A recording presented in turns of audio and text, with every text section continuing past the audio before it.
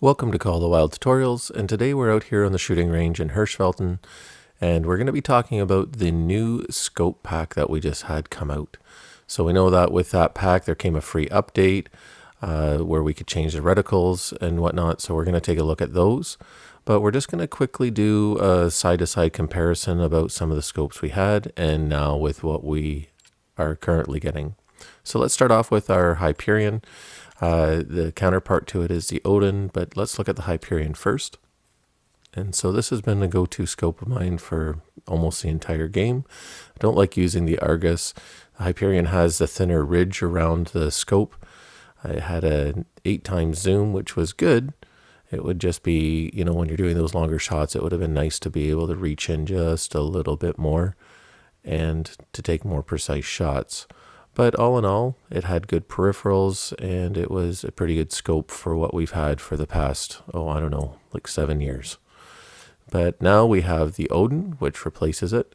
And you can see right away that the ridge around the scope is a lot thinner. The zoom magnification is a ×12 now. However, with the ×12, you'll notice that kind of just like with the Argus, the more you zoom in, the more we get the heavier wobble.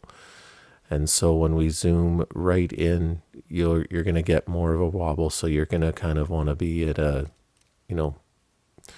prone position, or at least in the down position, to be able to go and to take a little bit shots of clarity. But the peripherals are really good.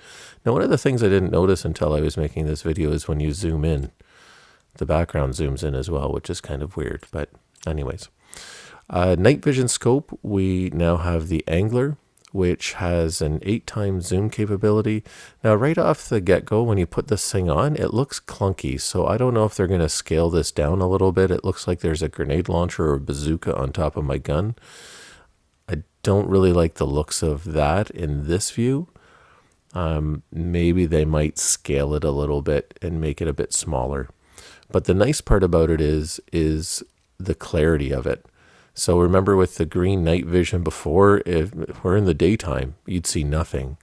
But you can use this even in the daytime. I thought this would be good for like hunts on Tiararoa when you're in the dark woods, to carry it with you.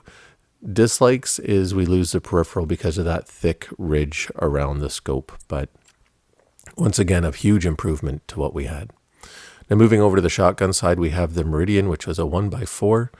And it was a nice scope, nice peripherals. It just didn't have enough zoom to it, really.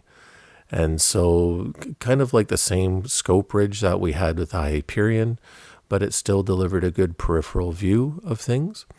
But to replace it now is the Hermes, which has a magnification of 8, which is kind of basically just the Hyperion, and that's what I'm going to compare it to.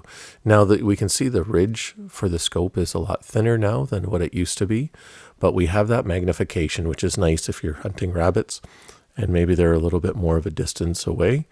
You can zoom in a little bit more with your shotgun. Now that you're taking long distance shots, but remember, this is not just a shotgun scope, it's a handgun and shotgun scope. So it's a dual purpose, which is kind of nice that they added that kind of dual purpose feature to this scope. Now let's go look at the reticle selection that they've given us here for the guns that we have.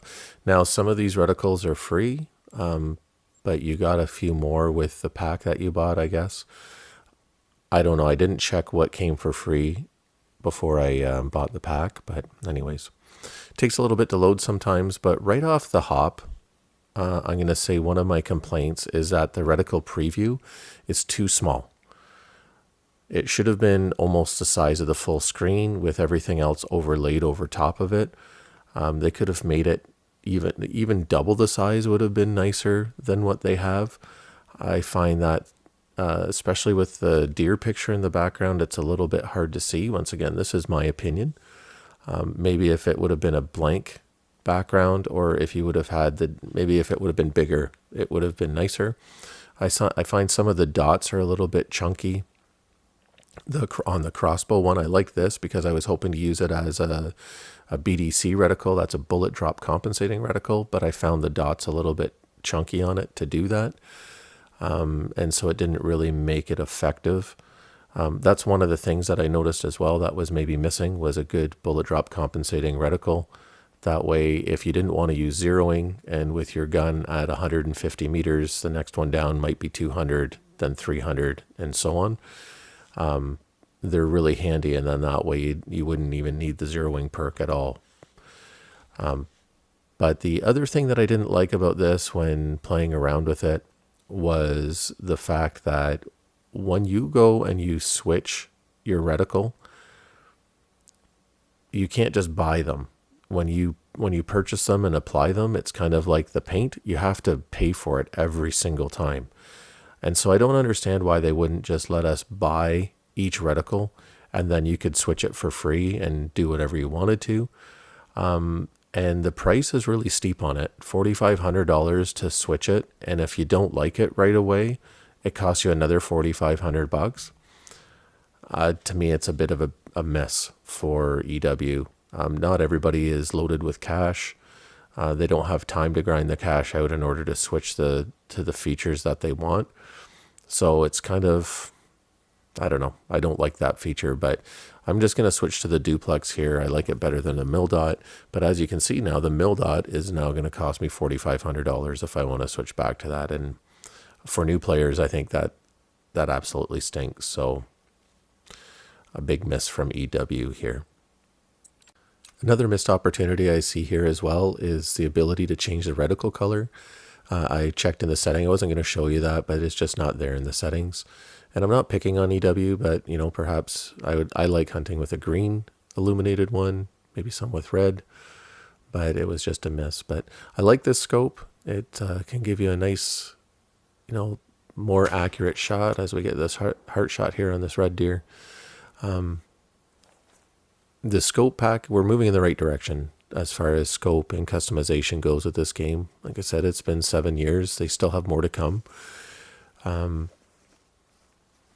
Is it worth buying the DLC? Well, that's up to you to decide. I'm not going to spend your money for you. I personally like the new scope, but you can get along just fine hunting with what we used to have. Now, once again, we have the reticle customization, which I don't know exactly which ones came for free and which ones came with the DLC. But the free stuff works just as good as the DLC. It's more just for us, for the ones who have been hunting for so many years, using the same thing. It's just nice to get a little bit of a change up here. And so all in all, good work on the scopes. Some of the customization could use a little bit of work, but I'm quite sure EW will tweak that in the near future. So from Hirschfelten, this is Call the Wild Tutorials saying happy hunting.